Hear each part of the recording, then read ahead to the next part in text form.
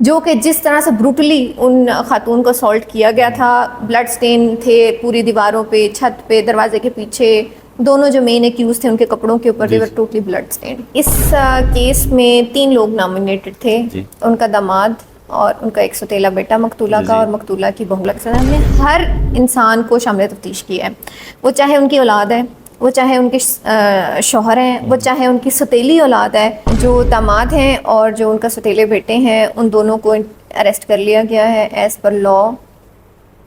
उनको judicial custody में भेज दिया गया है। They are declared guilty as per court, क्योंकि अब उसकी कॉग्निजेंस ले चुकी है। हम उनको शामिल तफ्तीश करेंगे, इंटेरोगेट करेंगे, तब उनकी हद तक अभी रोल डिटर्मिन बाकी है। वाइज जो मेन 2 एक्यूज थे जो कि फिजिकल असॉल्ट में इन्वॉल्व थे, उनको हम ऑलरेडी जुडिशल वो इकरार जुर्म कर चुके हैं। हमने ईच एंड एवरी जो ऑडियो रिकॉर्डिंग थी उसको टेकन इनटू अकाउंट किया, उसका कॉन्टेक्स्ट लिया पूरा, उसके बाद हमने अपना केस फाइनलाइज किया। व्यूअर्स, वीडियो पर आने से पहले हमारे चैनल को सब्सक्राइब कर दें, लाइक कर दें और बेल आइकन के बटन को दबाना मत भूलिएगा।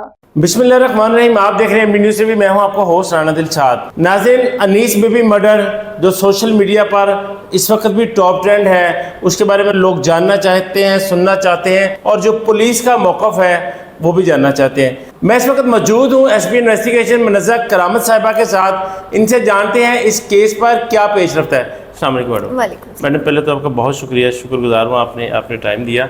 मैडम, अनीस मर्डर पर बहुत ज़्यादा क्या सराइयाँ भी हैं, पर इसकी क्या अपडेट है इस वक्त? इस केस में 3 लोग नॉमिनेटेड थे, उनका दामाद और उनका एक सौतेला बेटा मकतूला का और मकतूला की बहू। जो दामाद हैं और जो उनका सौतेले बेटे हैं, उन दोनों को अरेस्ट कर लिया गया है एज़ पर लॉ। उनको जुडिशल कस्टडी में भेज दिया गया है। They are declared guilty as per investigation कि उन्होंने उनको असॉल्ट किया एंड देन जो है उनकी मौत का सबब भी बना। जहाँ तक उनकी बहू का ताल्लुक है, वो क्योंकि उस टाइम पर शी वॉज प्रेगनेंट, तो हमने उनकी गिरफ्तारी इल्तवा में रखी थी। लेटर ऑन उनका सिजेरियन हुआ। इंसानी हमदर्दी की बुनियाद पर या कानून में इसकी कोई जगह थी? बिल्कुल, कानून इंसानी हमदर्दी भी हम तभी कर सकते हैं जब कानून हमें उसकी इजाज़त देता है। तो कानूनी तौर पर हमारे पास ये राइट होता है एज एन इन्वेस्टिगेशन ऑफिसर कि अगर हम समझते हैं कि कोई एक्यूज्ड है और उसके भागने का कोई ख़तरा नहीं है और उससे हमारा केस ख़राब नहीं हो रहा, तो हम उसकी गिरफ्तारी इल्तवा में रख सकते हैं। उसकी कंसिडरिंग हर कंडीशन, तो हमने उसको गिरफ्तारी उसके इल्तवा में रखी। उसका सिजेरियन हुआ। अब वो पोस्ट रिकवरी फ़ेज़ के अंदर हैं, पोस्ट ऑपरेशन फ़ेज़ में रिकवरी फ़ेज़ के अंदर हैं, और अब उन्होंने वो कोर्ट से बेल ले चुके हैं। सो उस कोर्ट, क्योंकि अब उसकी कॉग्निजेंस ले चुकी है, हम उनको शामिल तफ्तीश करेंगे, इंटेरोगेट करेंगे, तब उनकी हद तक अभी रोल डिटर्मिन बाकी है। अदरवाइज़ जो मेन 2 एक्यूज थे जो कि फिजिकल असॉल्ट में इन्वॉल्व थे, उनको हम ऑलरेडी जुडिशल वो इकरार जुर्म कर चुके हैं वो दोनों? जी, उन दोनों ने इकरार जुर्म भी कर लिया था। हमने वेपन भी रिकवर कर लिया है और हमारा जो उनकी हद तक केस है वो डिसाइडेड है। अच्छा मैडम साहबा, इसमें अनीला का क्या, कहाँ तक आप समझती हैं कि वो कसूरवार है? देखिए, ये तो बात है जब इन्वेस्टिगेशन कंप्लीट होगी उसके एंड पे बात चले। अभी तो ये सब जुडिस भी है मैटर और अंडर इन्वेस्टिगेशन भी है, उनकी इंटेरोगेशन चल रही है। बट अगर आप मुझसे प्राइमा फेशी पूछें, यानी कि बाद नज़र में क्या लगता है, तो फिजिकल असॉल्ट में वो इन्वॉल्व नहीं थी, क्योंकि उनकी बॉडी के ऊपर कोई ब्लड स्टेन नहीं थी। हमें ऐसी कोई शहादत में भी नहीं थी, वो इस कंडीशन में भी नहीं थी, और ऐसी कोई शहादत भी नहीं मिली जिससे हमें ये पता चल रहा हो कि उसके ऊपर, उसके कपड़ों के ऊपर ब्लड स्टेन थे। जो कि जिस तरह से ब्रूटली उन खातून को असॉल्ट किया गया था, ब्लड स्टेन थे पूरी दीवारों पे, छत पे, दरवाजे के पीछे, दोनों जो मेन एक्यूज थे उनके कपड़ों के ऊपर देवर टोटली ब्लड स्टेन। तो फिजिकल असॉल्ट में तो वो नहीं थी। अब हमने उनका रोल देखना है अबैटमेंट की हद तक, कि वो अबैटमेंट में वो किस हद तक इन्वॉल्व थी, वो अभी अंडर इन्वेस्टिगेशन है चीज़। जी मैडम, मैंने अनीला का मौक़िफ़ जानने के लिए उनसे रब्ता किया, तो उनसे बात की, तो उन्होंने दौरान प्रोग्राम कुरान पाक हाथ में उठा लिया। मैंने मना भी किया उनको कि भी इसको ना लाएं, लेकिन उसका कहना था कि मेरे पास मेरे ऊपर इतना प्रेशर है, मेरे पास इस वक्त बेगुनाही अपनी साबित करने के लिए, बताने के लिए सिर्फ एक वाहिद सहारा ये है, क्योंकि हर तरफ से मुझे कातला भी कहा जा रहा है और बड़े गंदे गंदे इल्ज़ामात भी लगाए जा रहे हैं। तो वो सारी चीज़ें आप किस तरह देखती हैं? वो कहती हैं कि मैंने मर्डर भी नहीं किया, मुझे कमरे में बंद कर दिया था। देखिए, पुलिस का काम है सारे शवाहिद इकट्ठे करना, जी, और वो शवाहिद इकट्ठे करके कोर्ट को असिस्ट करना। कानून में ऐसी कोई शिक नहीं है जिसमें इस तरह से हम किसी की बेगुनाही या गुनहगारी का सबूत जो है ना वो इकट्ठा कर सकें। है? कुरान पाक एक मुकद्दस किताब है, वो रिलीजियस पर्पस के लिए है, उसको रिलीजियस पर्पस के लिए रहने देना चाहिए। तो मेरे ख्याल से तो ये उनका एक ज़ाती फेल है जो उन्होंने किया होगा, लेकिन जो कानून का जो दायरेकार है या कानून का जो तरीक़ेकार है उसमें के तहत हम किसी को गुनहगार या बेगुनाह नहीं कर सकते। अब तक वो तफ्तीश सामने तफ्तीश हुई है वो? देखिए वो बेल के ऊपर है, कंडीशन में वो उस तरह से शामिल तफ्तीश नहीं हो रही जैसे हम उनको शामिल तफ्तीश करना चाह रहे हैं, टू बी वेरी ऑनेस्ट। लेकिन ये वो सारी चीज़ें हैं जो हम कोर्ट के भी नोटिस में लेकर आ रहे हैं। हर दफ़ा जितनी दफ़ा उनको बुलाया जाता है या जो भी हम तरीक़ेकार कर रहे हैं, स्टेप बाय स्टेप हम कोर्ट को बता रहे हैं। हमारी कोशिश यही है कि हम एज़ अर्ली एज़ पॉसिबल उनको शामिल तफ्तीश करके इस तफ्तीश को फाइनलाइज करें, हम उनका रोल डिटर्मिन कर लें कि वेदर शी वाज इन्वॉल्व्ड और नॉट। अच्छा, जब आप लोग बुलाते हैं वो सामने तफ्तीश होती हैं, आती हैं, या आपकी बात नहीं सुनी जाती, इग्नोर की जाती है? एट टाइम्स तो वो नहीं इतनी कोऑपरेट नहीं कर रही थी, Cooperate नहीं कर रही थी। बट इवेंचुअली जब अभी कोर्ट ने भी उनको दोबारा से ये कहा है कि आप शामिल तफ्तीश हो, तो वी आर होपफुल कि इस दफ़ा जो डेट के बाद एक्सटेंशन के बाद जो है ना ये बेहतर होगा।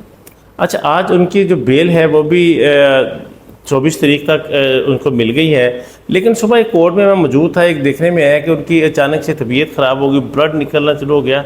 इस पर आप क्या कहती हैं? देखिए उनकी जो मेडिकल कंडीशन है उसके बारे में एक्सपर्ट ओपिनियन तो डॉक्टर ही दे सकता है।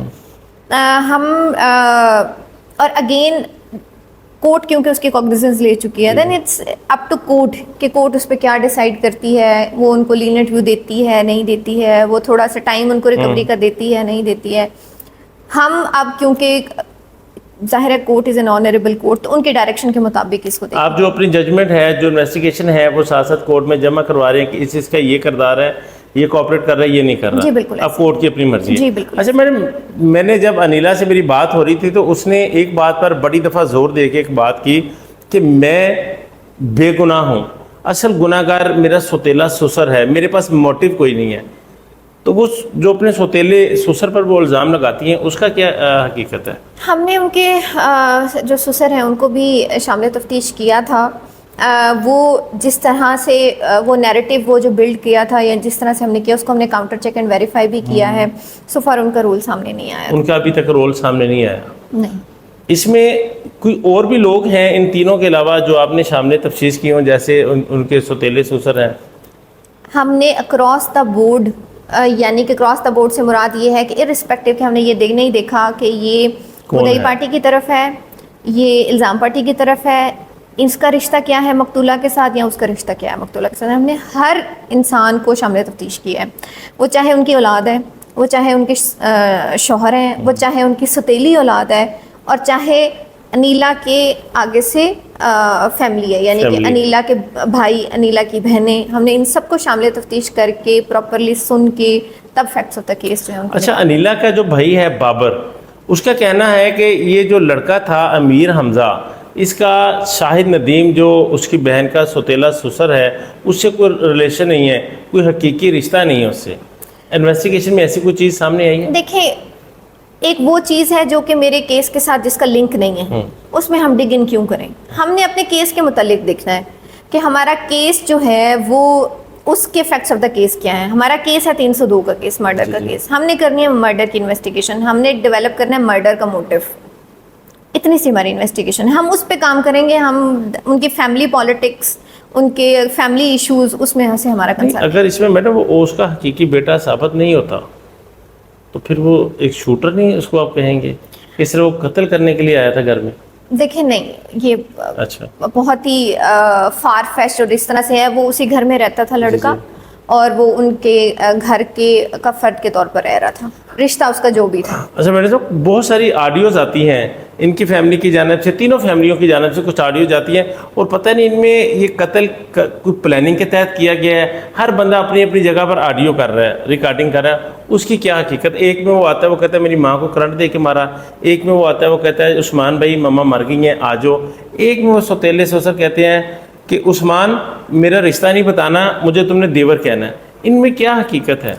हर हमने ऑडियो को, फिर अब ये बहुत निटिगिटीज वाली आगे से बातें हैं, हमने इस हर ऑडियो को टेकन इनटू काउंट किया था। अच्छा, हर ऑडियो का देखें, एक ऑडियो है जिसका पिछला पार्ट और अगला पार्ट कट करके आपको एक चीज़ बता दी जाए, यानी कि आपको उसका कॉन्टेक्स्ट ना पता हो तो आपको चीज़ समझ नहीं आती। हमने हर ऑडियो का कॉन्टेक्स्ट लिया कि ये बात आपने किस हवाले से की। उसमें जो बहुत बड़ी फिशी बात थी वो ये वाली थी जो आपने एंड पे बताई कि आपने मेरा रिश्ता नहीं बताना, रिश्ता नहीं बताना। यही चीज उसका भी उसको प्रॉपर मशकूक कर रही है, मशकूक कर रही थी, बहुत बड़ी लेकिन हाँ, जब हमें इसका कॉन्टेक्स्ट पता चला तो हमें आइडिया हुआ कि ये बात क्यों कही गई थी। सो कोई भी चीज़ आउट ऑफ द कॉन्टेक्स्ट जब ले ली जाती है तो वो सस्पिशियस हो जाती है, और आउट ऑफ द कॉन्टेक्स्ट चीज़ ली हुई दूसरी पार्टी जो कि उसकी वजह से ग्रीव्ड होती है वो उसको इस्तेमाल करती है। तो रेस्ट एश्योर्ड हमने ईच एंड एवरी जो ऑडियो रिकॉर्डिंग थी उसको टेकन इनटू अकाउंट किया, उसका कॉन्टेक्स्ट लिया पूरा, उसके बाद हमने अपना केस फाइनलाइज किया। क्योंकि कुछ तो जो अनीला और हमजा की ऑडियो वो तो ऐसे लगता है कि जैसे ये जोड़ के जब एडिट शुदा वो तो आपको इन्वेस्टिगेशन में उसको शामिल नहीं करते, फ्रांसिक में वो निकल जाती है। और जो एक ऑडियो है जो अनिल नुमान जो है मदई वो अपनी मिसेस को कह रहा है कि तुम जस्मदीद गवाह हो, तुमने ऐसे नहीं ऐसे करके कहना है। और एक ऑडियो है जिसमें वो उस्मान को कह रहे हैं उस्मान भाई आप आ जाएं, मामा गिर गई हैं। तो इसको आप कैसे देखते हैं? देखिए फिर वही बात है, मैंने आपसे कहा कि हमने सारी ऑडियोज़ जो है ना उनके कॉन्टेक्चुअल लेकर फिर उसको इन्वेस्टिगेशन का पार्ट बनाया है। ये सारी ऑडियोज़ हमारी इन्वेस्टिगेशन का पार्ट थी, उसके बाद ही हमने केस डिसाइड किया है। बहुत शुक्रिया मैडम साहबा, आपने अपना कीमती वक्त दिया जिसके लिए मैं आपका शुक्रगुजार हूँ। नाज़रीन, ये वो चीज़ें थी, बहुत सारे लोगों के ज़हनों में सवाल था, खासकर ओवरसीज़ पाकिस्तानी जो हैं वो कमेंट बॉक्स में और व्हाट्सएप पर बात कर ये पूछते हैं कि इन चीज़ों के बारे में पूछें। जितने सवालात थे आपके वो सारे रिस्पेक्टेड मुनज़्ज़र साहिबा से बात की गई, उनके जवाबात भी दिए गए और आपने वो जवाबात भी सुने। कमेंट बॉक्स में अपनी राय से ज़रूर आगाह कीजिएगा। इजाज़त दीजिए, अल्लाह निगहबान।